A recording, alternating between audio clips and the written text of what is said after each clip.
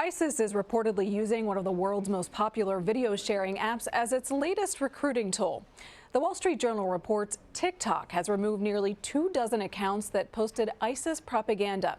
Some of the videos reportedly featured beheadings and ISIS fighters with guns. Joining me from San Francisco is Georgia Wells. She is a reporter for the Wall Street Journal's San Francisco Tech Bureau. Georgia, give us some background on TikTok for the viewers who have never heard of it. What kind of app is it, and why is it so popular with young people?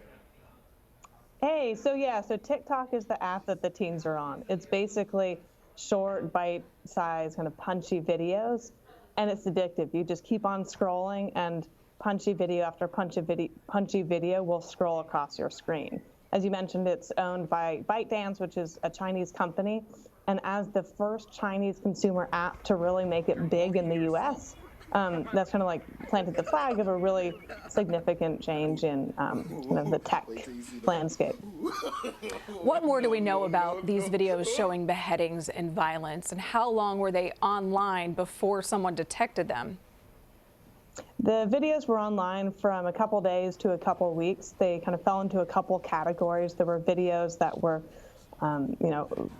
quite benign looking, primarily songs with marches and chanting, and some of them included the heart like filters that people use on TikTok.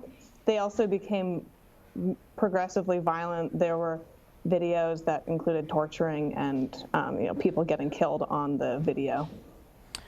ISIS has focused on online propaganda since its infancy, as you know, which has set it apart from other terror groups. How has ISIS used the internet in the past to help galvanize support?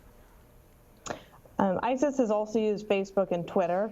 Like, this isn't just a TikTok problem. Other social media companies have had to work on taking this type of content down.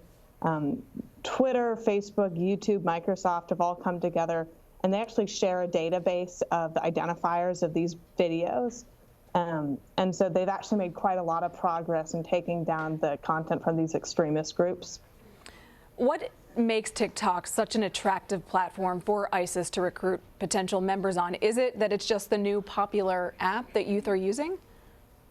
Yeah, I mean, dressing propaganda up, like the type of propaganda that most people would find deeply offensive, is something that's happened for a really long time. But what's new here is ISIS has identified TikTok as incredibly addictive. They're using like an incredibly addictive app that's the hottest craze with teenagers, and they're using it to glamorize their message and recruit people. Senate Minority Leader Chuck Schumer on Wednesday asked U.S. intelligence officials to determine if TikTok poses a national security risk. What about the app worries lawmakers?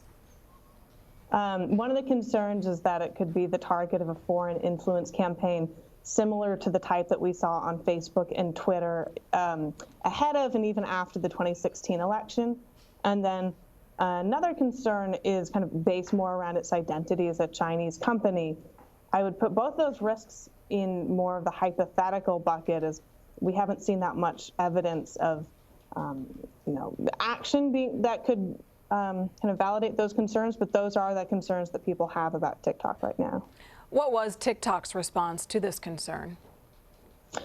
TikTok says it stores information about Americans in the U.S. with backups in Singapore and not in China. And TikTok also says that it doesn't take down content about the protesters in response to political pressure. We've heard in the past other tech companies like Facebook have been criticized for the speed in which they remove harmful content. What type of content moderation policies does TikTok have in place? TikTok does use algorithms to detect harmful content and remove it, and it's also hired thousands of content moderators in the U.S. and China and different markets. And so this is clearly something that they have been working on, and it's something that they said they will continue to work on.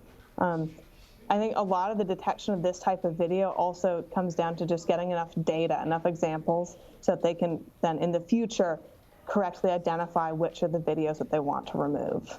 Georgia Wells, thank you. Thank you so much.